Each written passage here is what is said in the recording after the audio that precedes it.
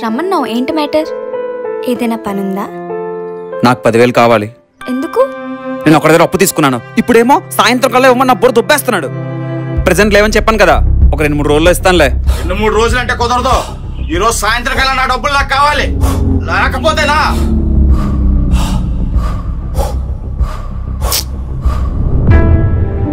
సర్లే ఇస్తాను, కానీ నేను చెప్పింది నువ్వు చేయాలి. ఏంటి?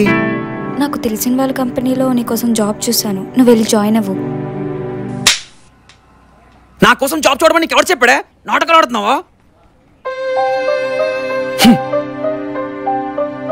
నీకోసం జాబ్ చూస్తే నన్నే కొడతావా?